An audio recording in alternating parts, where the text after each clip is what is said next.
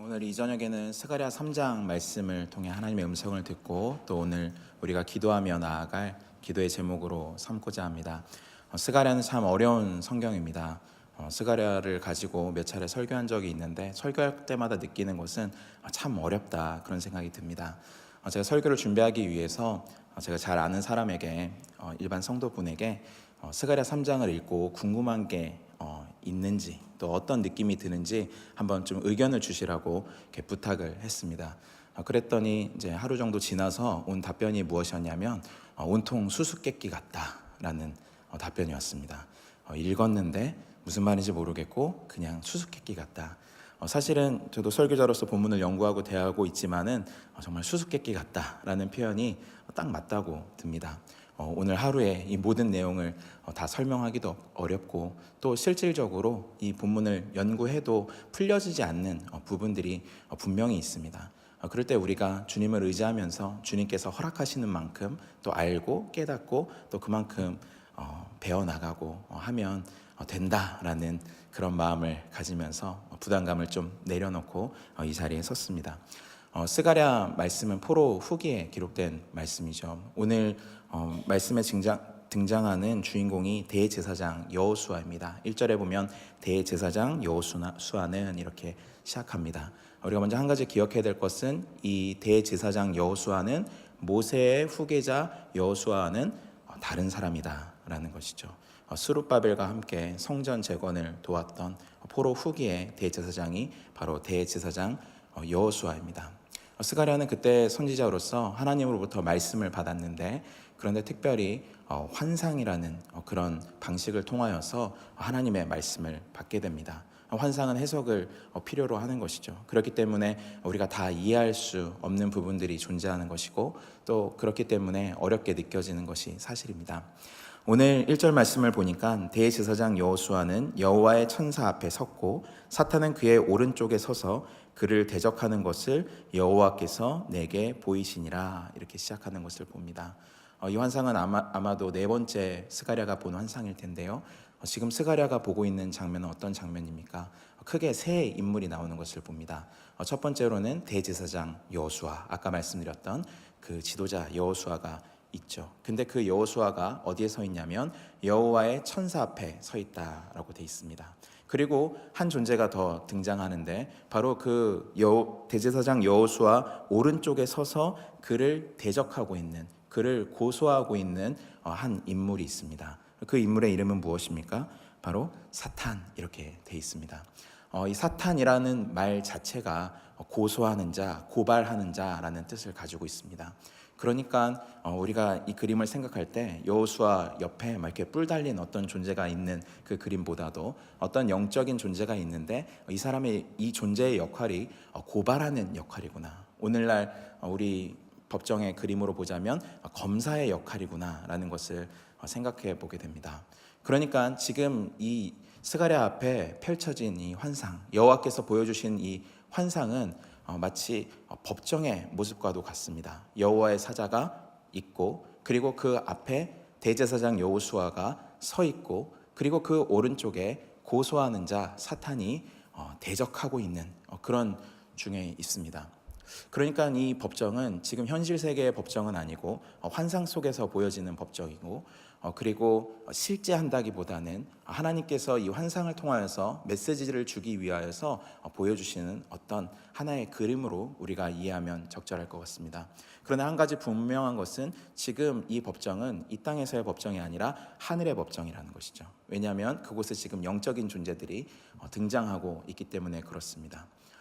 근데 지금 이 하늘의 법정에 누가 서 있냐면 대제사장 여호수아가 서 있습니다. 그리고 고발하는 자 곧 사탄이 그 옆에서 여호수아에 대하여서 계속해서 고소하고 있는 것을 우리가 보게 됩니다. 그런데 2절에 하나님이 등장하십니다. 2절에 보니까 여호와께서 사탄에게 이르시되 하나님께서 나타나셔서 말씀하시는 것을 우리가 보게 됩니다. 근데 그 말씀의 내용이 무엇입니까? 사탄아 여호와께서 너를 책망하노라. 예루살렘을 택한 여호와께서 너를 책망하노라.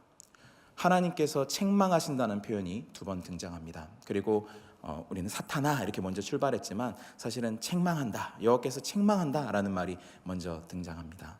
그러면 이 법정의 그림이 있고 또 대제사장 여호수아가 서 있고 옆에 그를 고발하는 어떤 존재 곧 사탄이 있는데 하나님의 말씀이 들리면서 내가 너를 책망한다, 내가 책망한다 라고 말씀했을 때는 우리는 당연히 하나님께서 누구를 책망한다라고 생각하게 되겠습니까? 지금 고발을 당하고 있는, 고소를 당하고 있는 이 여호수아를 하나님께서 책망하시는구나 라고 생각하는 것이 아마 자연스러울 그림입니다.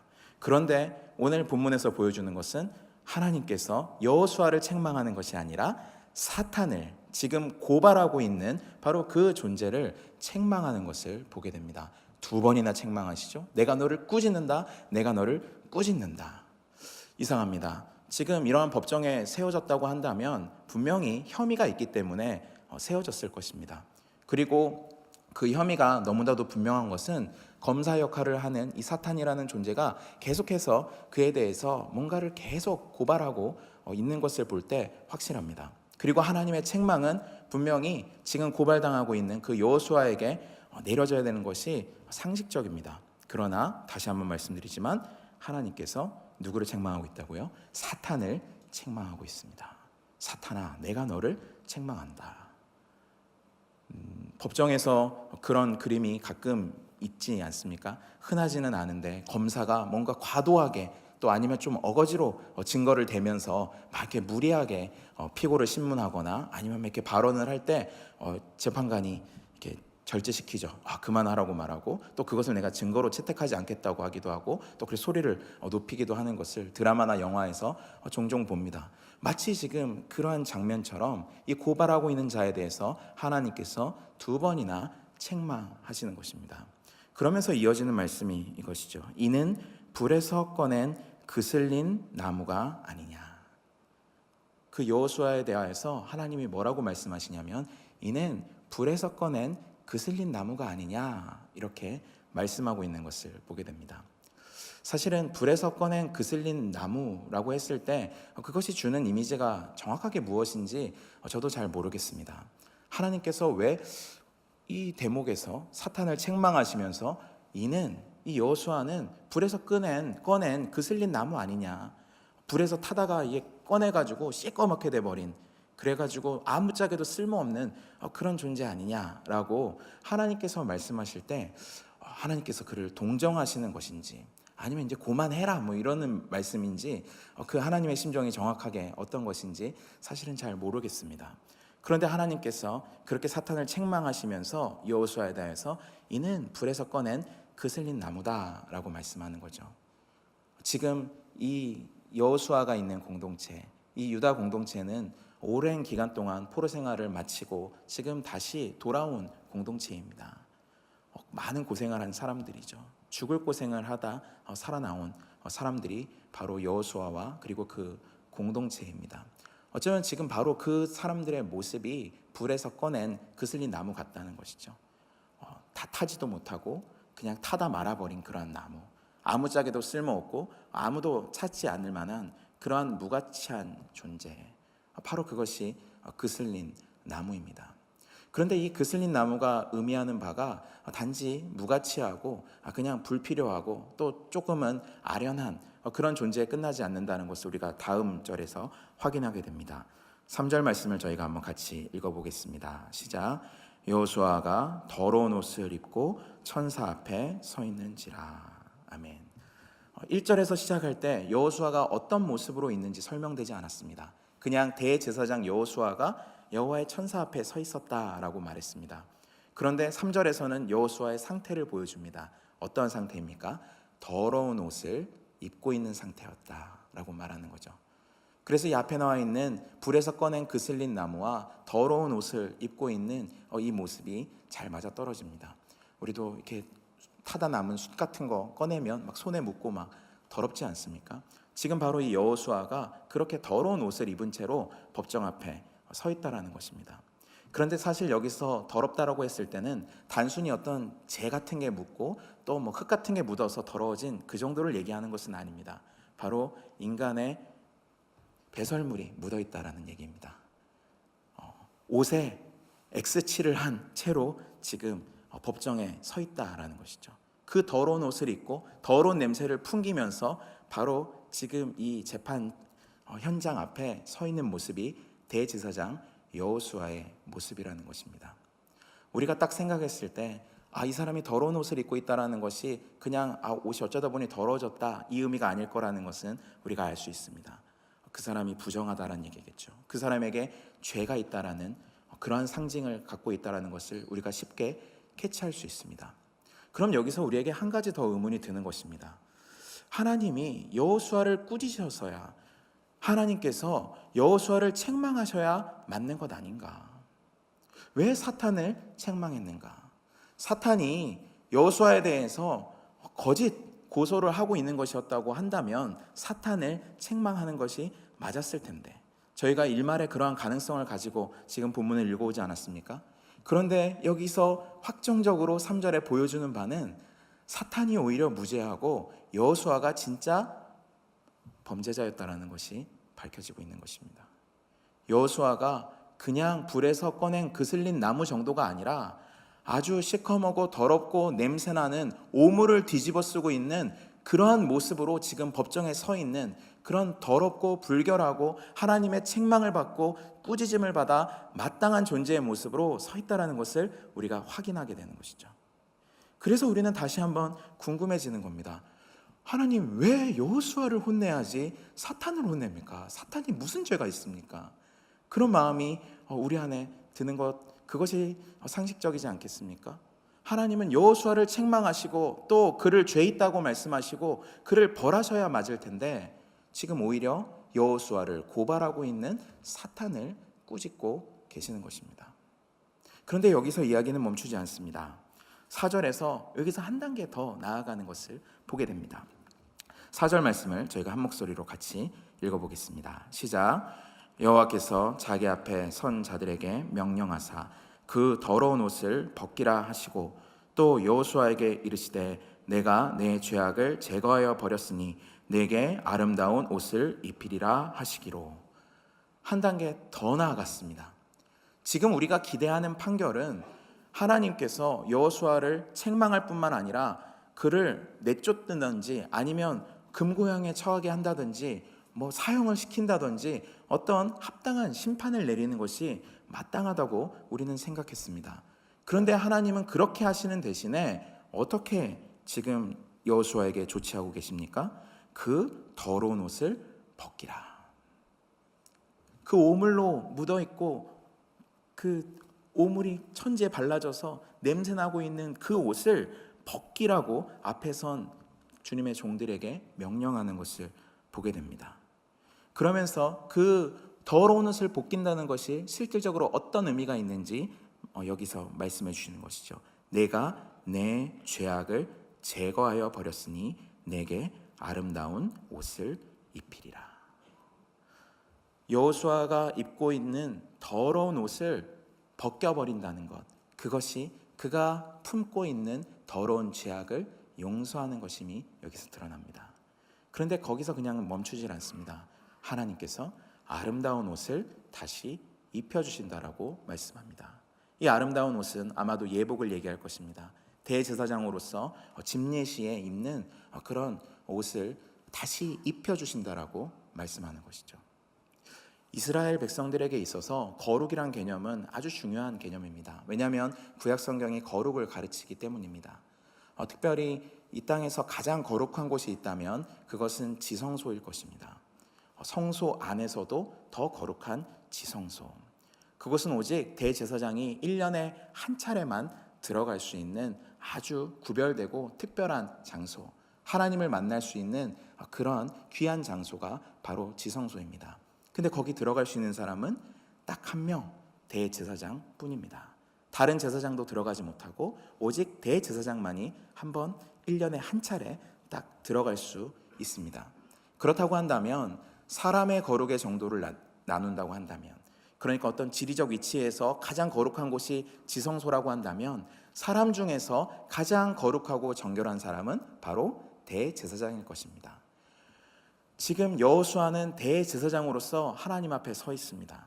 그런데 여호수아의 모습은 어떻습니까? 오물로 뒤집어 쓴 그런 더러운 모습으로 서 있습니다.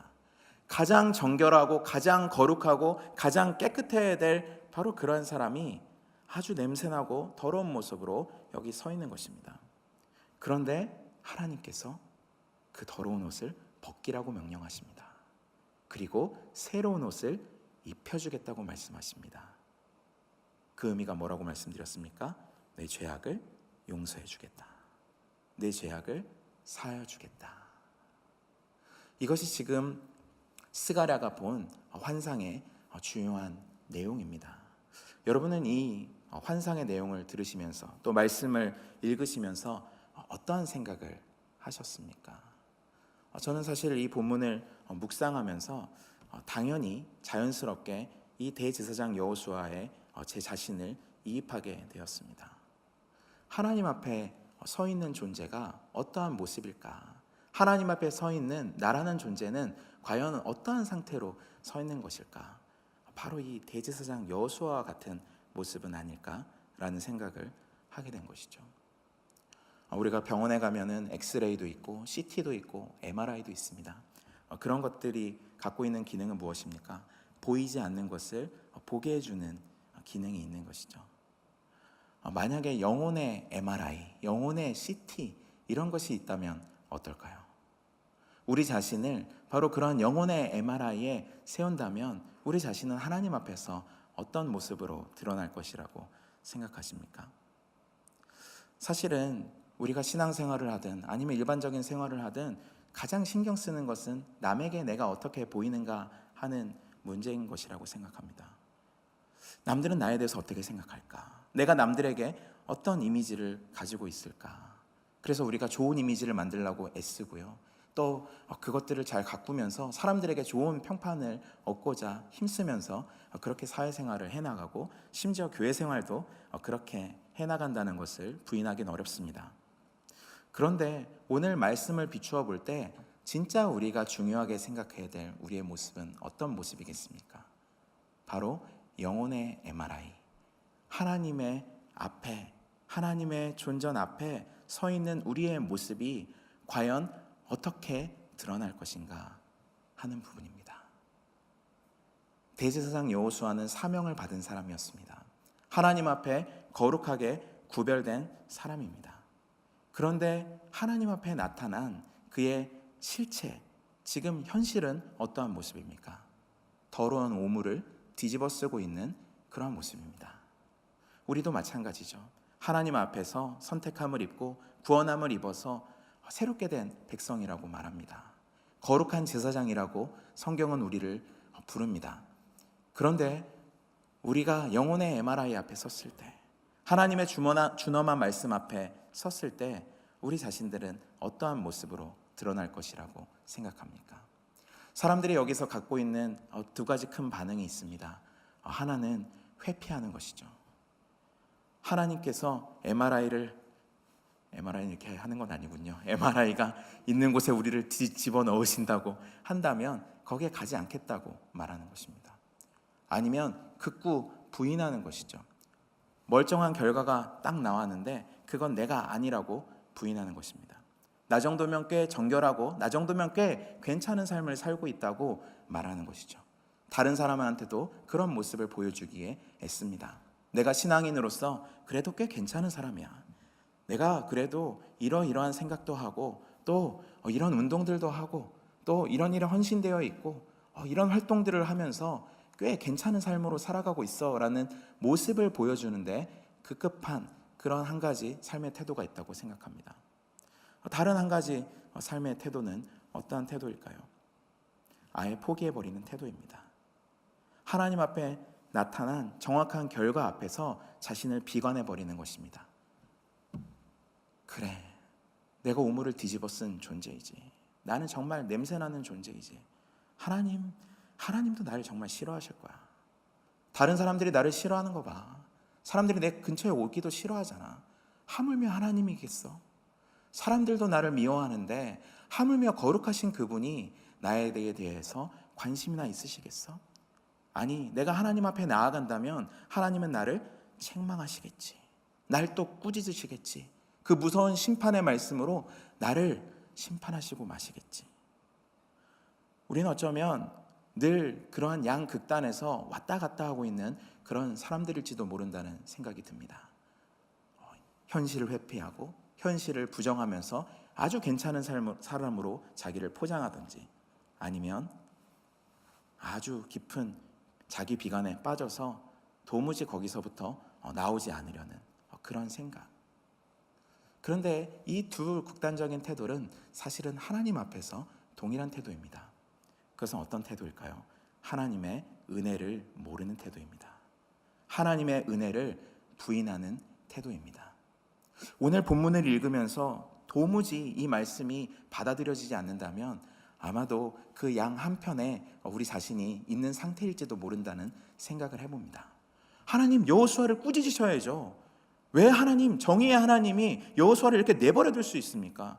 하나님, 여호수아한테 그래도 죗값이라도 치를 수 있도록 뭔가 기회를 줘야죠. 그가 이만한 기여를 하면, 이만큼 괜찮은 활동을 하면 그때 옷을 한번 좀 갈아입혀 준다든지, 아니면 좀 옷을 씻어 준다든지, 그런 하나님의 자비를 조금이라도 보여주셔야 그래야 바른 사회가 되지 않겠습니까?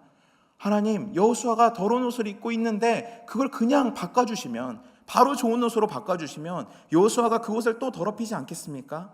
하면서 우리 마음 가운데 하나님을 향한 질문을 가질지도 모릅니다. 그런데 그러한 태도는 놀랍게도 은혜를 모르는 태도고 성경이 말하는 교만인 것입니다. 하나님의 은혜를 받아들이지 않는 태도, 하나님의 은혜를 회피하거나 하나님의 은혜를 외면하는 그 양극단의 태도 모두 하나님 앞에서의 교만입니다. 그러므로 오늘 스가랴 3장의 이 이상한 환상이 우리에게 가르치고자 하는 것은 하나님의 은혜요, 하나님의 사랑입니다. 하나님께서 여호수아가 아닌 우리 자신에 대하여서 어떤 일을 행하여 주셨는지를 보여주는 본문이 바로 이 본문인 것입니다. 그것은 바로 우리 주 예수 그리스도 안에서 우리를 용서하시고 우리 가운데 새로운 옷, 그리스도로 새 옷을 입게 하신 그 사건인 줄 믿으시기 바랍니다. 주님이 우리를 그렇게 새롭게 하셨습니다. 하나님 앞에 비춰볼 때 오물을 묻히고 있지 않은 사람이 없습니다. 제가 목회를 하게 되면서 알게 된 정말 중요한 한 가지 사실이 있다면요, 그것은 모든 사람이 죄인이란 사실입니다. 그것을 처음에는 신학적으로 알았는데 이제는 실존적으로 알게 됐습니다. 일단은 제 자신부터가 죄인입니다. 제 자신부터가 냄새나는 사람입니다. 그리고 그 냄새를 커버하기 위해서 날마다 자기가 만든 그것을 뿌리는 사람입니다. 그런데 목회를 하면서 알게 되는 것은 우리 모두가 그런 연약함 가운데 노출되어 있다는 것입니다. 모두가 그런 죄악 가운데 늘 노출되고 그렇게 죄를 지으면서 살아갑니다. 근데 거기서 나오는 반응이 어떠한가가 중요한 것이죠. 어떠한 반응을 선택할 것인가? 그 죄악을 가리우는데 계속 급급할 것인가? 아니면 그 가운데서 하나님을 직면하여서 하나님의 은혜를 입을 것인가? 이곳까지 나아가지 않는다고 한다면 우리의 신앙은 늘 그 자리에서 맴돌 수밖에 없을 것입니다. 하나님의 은혜를 알지 못한 채 계속해서 그 은혜의 언저리에 그 주변부에만 머무른다고 한다면 우리는 조금도 잘하지 못할 것입니다. 이것은 교회 생활을 1년 했는지 10년 했는지 20년 했는지의 문제가 아닙니다. 지금까지 우리가 잘 살아왔다고 하더라도 지금 이 순간에 우리가 하나님의 은혜 아닌 다른 것들을 의지하면서 나아간다고 한다면 우리는 조금도 잘하지 못하고 하나님의 그 사랑을 맛보지도 못하고 우리 스스로를 비관하면서, 또 아니면 우리 스스로와 다른 사람들을 속이면서 그렇게 은혜의 주변부에만 머물러 있는 그런 사람이 되고 말 것이라는 사실입니다. 그러므로 사랑하는 성도 여러분, 오늘 제가 여러분들에게 이 말씀을 통하여 권면드리고 싶은 것은 주님 앞에 대면하시는 여러분 되시기를 주님의 이름으로 축원합니다. 여러분의 지금 영혼의 상태를 주님이 기다리고 계신 그 MRI 앞에 내놓으십시오. 그것을 통과하십시오. 주님께서 주시는 말씀 가운데서 아픔도 당하시고 찔림도 당하십시오. 책망처럼 들리는 그 굉음도 들으십시오. 그러나 그것을 회피하지는 마십시오. 아니면 거기서 좌절해서 비관하지 마십시오. 왜냐하면 주님께서 우리를 주님 앞에 그렇게 드러내셔서 하고자 하시는 일은 우리를 꾸짖고자 함이 아니고 우리에게 새로운 옷을 입혀주기 위함이기 때문입니다. 오늘도 주님이 주시는 그 새로운 옷을 기대하고 주님이 주시는 새 은혜를 사모하는 우리 모두가 되시기를 주님의 이름으로 축원합니다. 그것이 지금까지의 그 환상에 갖고 있는 중요한 메시지라고 할 수 있습니다. 5절도 같은 연장성산에 있죠. 내가 말하되 정결한 관을 그의 머리에 씌우소서 하매 곧 정결한 관을 그 머리에 씌우며 옷을 입히고 여호와의 천사는 곁에 섰더라. 저는 본문을 읽으면서 이 부분도 사실은 굉장히 궁금했습니다. 왜냐하면 내가 말하되 라고 말씀이 나와 있기 때문입니다. 여기서 나는 이 환상을 보고 있는 스가랴를 가리킨다고 보는 것이 옳을 것입니다. 내가 말하되 정결한 관을 그의 머리에 씌우소서 하매 정결한 관을 머리에 씌웠다. 옷도 갈아입히고요, 정결한 관도 씌웠습니다. 이것도 마찬가지로 대제사장이 집례를 위해서 쓰는 관이라고 생각하면 옳을 것입니다. 그러니까 지금 이 광경을 바라보고 있는 이 스가랴가 옷이 새롭게 벗겨지고 새로운 옷이 입혀지는 것을 보면서 거기에 관도 씌워주십시오. 관을 씌워서 이제 이 사람의 직무를 행할 수 있도록 하나님 허락해 주십시오 라고 간구하는 것을 보게 되는 것입니다. 왜 스가랴는 이러한 간구를 할 수 있었을까요? 또 아니면 했을까요? 아니면 이 음성이 왜 여기 녹아들어 있을까요? 그래서 어떤 고대 번역자들은 이것은 잘못된 것이고 아마도 하나님이 말씀하신 것을 잘못 기록했을 것이다 해서 이 부분을 고쳐서 읽는 분들도 있었습니다. 그리고 그것이 그렇게 틀린 적용은 아닐지도 모릅니다. 그런데 본문에 가까운 것은 내가 말하되, 이 스가랴가 말하고 있는 것입니다. 그 사람에게 관을 씌워주십시오. 그 사람이 직무를 계속할 수 있도록 도와주십시오. 왜 그랬을까요? 이 여호수아는 말씀드린 대로 대제사장입니다. 공동체에 대제사장이 없다라고 하는 것은 그 공동체가 굴러가지 못한다는 얘기입니다. 왜냐하면 대제사장을 통하여서 1년에 한 번 대속죄일에 하나님 앞에 그 대속죄의 제사를 드려야만 이 이스라엘이 하나님과 함께 거할 수 있기 때문입니다. 그러니까 지금 스가랴는 이 환상을 보면서도 공동체 회복에 대한 감정이입이 된 것 같습니다. 하나님, 관도 씌워주십시오. 옷만 갈아입힐 것이 아니라 그 관도 새로 씌워주셔서 이 사람이 직무를, 대제사장으로서의 직무를 할 수 있도록 도와주십시오. 그래서 우리 공동체가 다시 살아날 수 있도록 하나님 도와주십시오. 그런 간구를 담아서 이 스가랴가 화급히 외치는 것 같습니다. 그리고 이런 환상이 지난 후에 여호와의 천사가 여호수아에게 증언하는 것이 등장합니다. 6절에 보니까 여호와의 천사가 여호수아에게 증언하여 이르되, 증언이라는 표현을 썼다는 것은 이것이 법적인 효력이 있고 반드시 그렇게 하시겠다라는 약속이 담겨 있다는 뜻으로 우리가 이해하면 좋을 것입니다. 그 내용은 무엇입니까? 7절 보니까 만군의 여호와의 말씀에 내가 만일 내 도를 행하며 내 규례를 지키면 내가 내 집을 다스릴 것이요 내 뜰을 지킬 것이며 내가 또 너로 여기 서 있는 자들 가운데 왕래하게 하리라. 하나님이 주시는 약속은 무엇입니까? 네가 만일 내 도를 행하고 내 규례를 지키면 대제사장으로서의 직무를 할 수 있도록 하겠다. 내 집을 돌보는 일을 할 수 있도록 하겠다라고 약속해 주시는 것을 봅니다.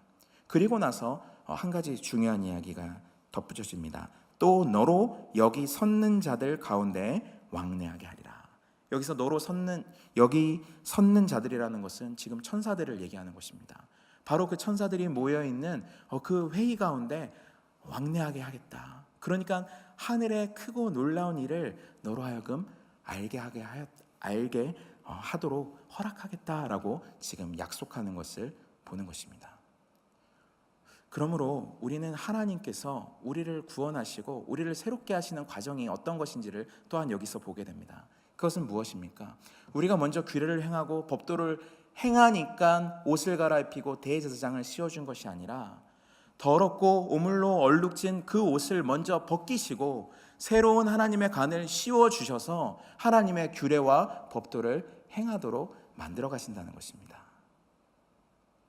하나님께서 출애굽한 이스라엘 백성들을 애굽에서 먼저 꺼내신 다음에 십계명을 주셨습니다. 십계명을 먼저 주시고 그것을 다 완벽하게 이행하면 너에게 내 백성 되는 권한을 주겠다라고 말씀하는 것이 아니라 주님이 먼저 우리를 주님의 백성으로 만들어 놓으시고 주님의 규례와 법도 곧 주님의 뜻을 행하는 자리로 이끌어 가신다는 것입니다. 그리고 그 주님의 법도를 행하는 자리에서 우리에게 복락을 약속하시는데 그것에 가장 중요한 것이 있다면 하늘의 회의를 보게 한다는 것, 하나님의 크고 은밀한 일을 깨닫게 하겠다는 것, 그것이 하나님이 주시는 첫 번째 중요한 약속입니다. 그 약속은 거기에서만 끝나지 않습니다. 8절에 보니까 대제사장 여호수아야 너와 내 앞에 앉은 내 동료들은 내 말을 들을 것이니라. 이들은 예표의 사람들이라. 내가 내 종 싹을 나게 하리라. 하나님께서 천상의 회의의 내용을 알게 하여 주겠다고 약속하시면서 뒤에 새로운 약속이 제시되는 것처럼 보여집니다.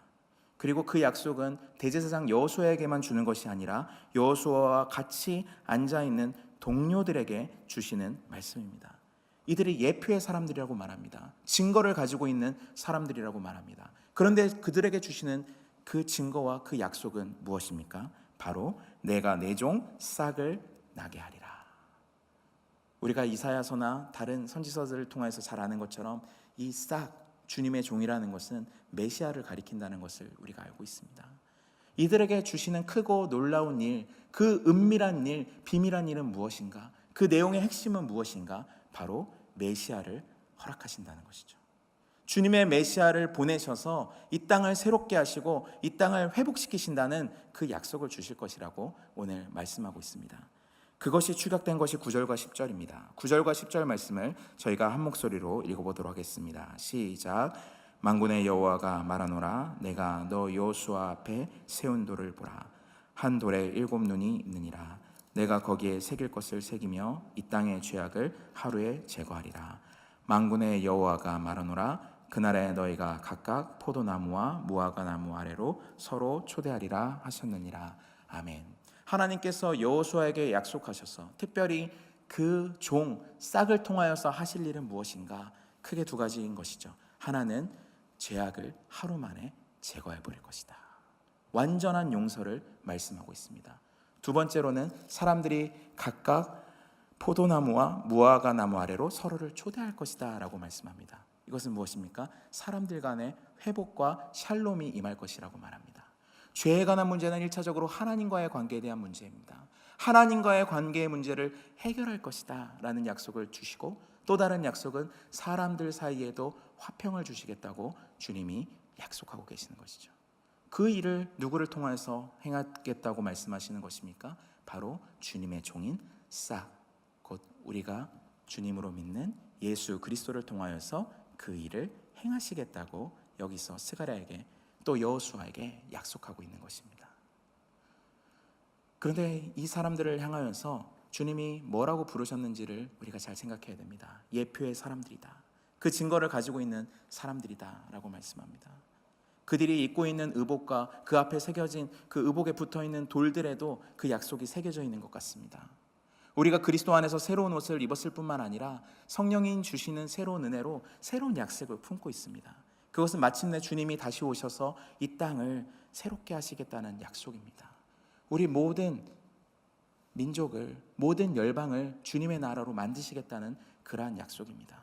지금 여호수아와 그 동료들은 그 약속을 품은 사람들로 서 있는 것입니다. 그 약속을 품고 기도하고 자신에게 맡겨진 직무를 감당하면서 그 종 싹이 오셔서 마침내 이스라엘의 모든 죄를 용서하시고 이 땅의 죄를 제거해 버리시고 이 땅에 진정한 샬롬과 평화를 주실 그 날, 그 약속을 가진 사람들로 세우셨다는 것을 우리가 여기서 확인하게 되는 것입니다. 그렇다면 우리가 하나님 앞에서 하나님의 거룩한 나라요 제사장으로 부름받았다는 것은 무슨 말입니까? 주님이 주시는 그 약속을 품고 살아가는 사람들이란 말입니다. 우리가 단지 하나님 앞에서 더러운 존재였는데 그 옷이 이제 깨끗해졌구나, 내가 이제 양심의 자유를 얻었구나, 내가 이제 마음이 새로워졌고 그래 이제 나 마음에 찔리는 것도 없이 이제 평안한 삶을 살아가겠다, 거기에서 멈추도록 하신 것이 아니라 우리를 제사장으로 부르셔서 그 약속을 품고 그 약속을 증언하는 사람들로 부르신 줄 믿으시기 바랍니다. 우리가 구원받았다는 사실 안에는 그러므로 증인으로 우리를 부르셨다는 내용이 포함되어 있습니다. 그 약속을 가진 사람들, 우리는 스가랴보다 또 대제사장 여호수아보다 그 약속을 더 분명하게 품고 있는 사람들입니다. 우리는 그런 환상을 보지 않아도 하나님께서 예수님을 통하여서 우리를 위하여서 또 온 세상을 위하여서 주님의 교회를 위하여서 하신 일이 무엇인지를 너무나 잘 알고 있는 사람들입니다. 그리고 주님께서 마침내 다시 오시겠다는 그 약속을 품고 이 땅을 살아가는 이 땅의 제사장들입니다. 예표의 사람들입니다. 그러므로 우리가 하나님 앞에서 하나님의 거룩한 사람으로 부름받았다라는 것은 이제 그 약속을 증거하며 나아가는 사람이라는 것입니다. 당연히 선교 이야기가 이어지겠죠. 내일부터 국내의 선교가 시작됩니다. 우리가 예표의 사람들로서 하나님 앞에 부름을 받은 것입니다. 하나님께서 우리의 더러운 옷을 벗기시고 새로운 옷을 입히시고 새롭고 정결한 간을 씌우셔서 하고자 하시는 일은 이 땅에 메시아에 대한 소망을 증거케 하는 일인 줄 믿으시기 바랍니다. 온전한 하나님 나라의 회복이 있다라는 것을, 예수 안에 진정한 죄사함과 예수 안에 진정한 평안과 회복이 있다라는 것을 외치고 증거하는 자들로 우리를 부르셨다는 것을 믿으시기 바랍니다. 그러한 삶을 우리가 살아나가는 것입니다. 그런데 출발점은 어디에 있습니까? 은혜입니다. 우리의 자격이 있어서 그 증언을 할 수 있는 것이 아닙니다.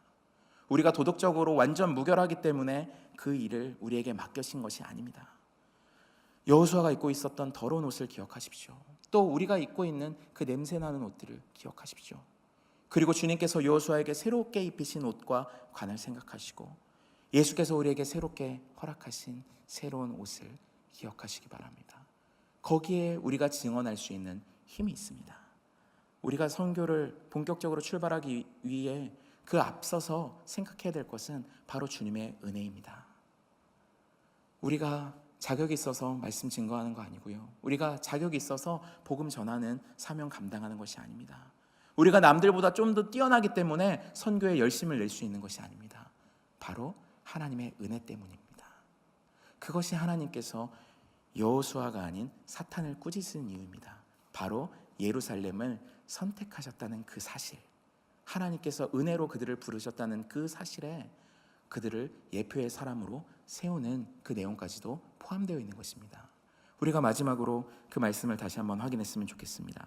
2절 말씀인데요, 2절 말씀을 다시 한번 같이 읽도록 하겠습니다. 시작.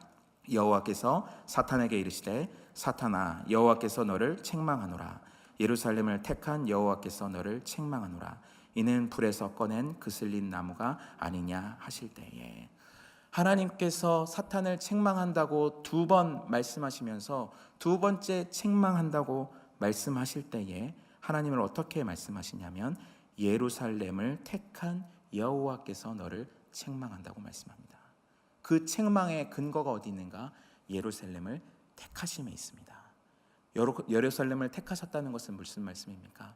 그들에게 회복을 주기로 하나님께서 작정하셨다는 뜻입니다.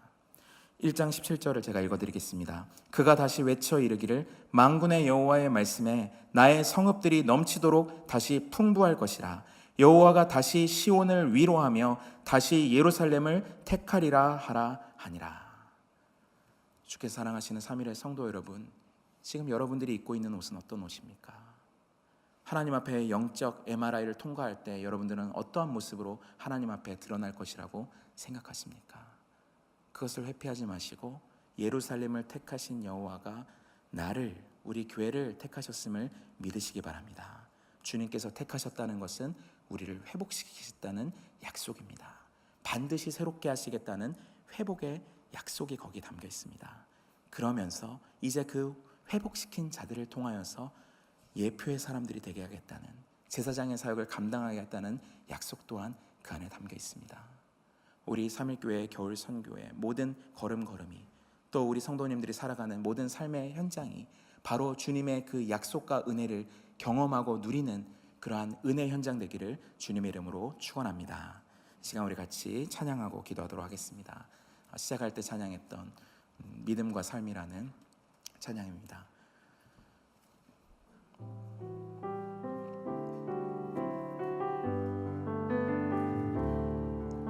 믿음과 삶을 살아내는 실력이 너무나 다른 내 모습을 볼 때에 이 모습도 주가 사랑하실까? 자신 없는 내 모습 그저 주님 앞에 있네.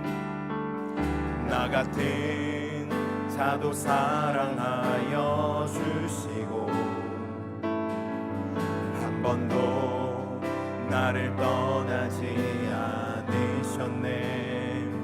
아픔 속에 주를 닿게 여긴 날 꾸짖지 않으시고 내 손 잡아주시네.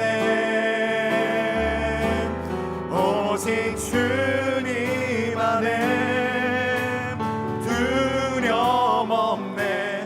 고난을 통해 날 만드심을 믿네. 주님만이 내 모든 것 되시네. 주의 강한 손 날 붙드시네. 오직 주님 안에 소망이 있네. 내 삶을 통해 영광 받으실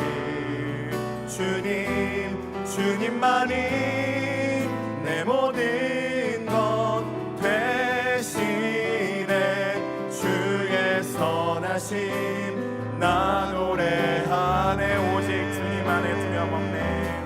오직 주님 안에 두려움 없네.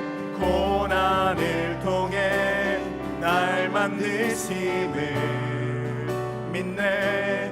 주님만이 내 모든 것 되시네. 주의 강한 손 날 붙드시네. 오직 주님 안에 소망이 있네. 내 삶을 통해 영광 받으실 주님만이 내 모든 것 되시네. 주의 선하심 나 노래하네. 시간 합심하여서 기도하며 나가겠습니다. 하나님 앞에 어떤 모습으로 서 계신다고 생각합니까? 그것이 어떤 모습이든 간에 우리에게 필요한 단 한 가지가 있다면 하나님의 무조건적인 은혜와 사랑입니다. 예수 안에서 주님께서 그 사랑을 우리에게 보여주셨습니다. 우리가 그 사랑 안에 거하기를 주님이 정말로 원하십니다. 우리의 모습을 회피하지 않길 원하십니다. 우리가 한없이 꺼지고 낭망하여서 그렇게 울고 앉아있기도 주님이 원하시지 않으십니다. 주님이 원하시는 것은 우리를 찾아오셔서 우리를 회복시키시는 일입니다. 우리를 새롭게 하시는 일입니다. 우리에게 새로운 옷을 입혀주시는 것입니다. 우리에게 새로운 간을 씌워주시는 것입니다. 우리가 죄의 자리에서 떠나서 사명의 자리로 다시 나아가기를 주님이 원하고 계십니다. 심체되어 있고 낙심되어 있는 분들이 혹시 오늘 계십니까? 주님의 은혜를 믿으십시오. 주님의 은혜를 믿으십시오. 주님이 회복시키십니다. 주님이 새롭게 하십니다. 예루살렘을 택하신 여호와 그분께서 우리를 새롭게 하십니다. 주님의 은혜를 갈망하면서 우리의 선교의 여정 가운데 이 회복의 은혜가 나타날 수 있도록 주님 우리를 붙잡아 주시옵소서. 우리 다 같이 주여 부르고 기도하도록 하겠습니다. 주여! 아버지 하나님, 주님의 은혜와 사랑을 감사드립니다. 하나님 아버지, 주님 앞에서 아버지 하나님, 더러운 옷을 입고 있는, 냄새나는 옷을 입고 있는 아버지 하나님, 저희의 모습을 생각할 때 아버지 하나님, 저희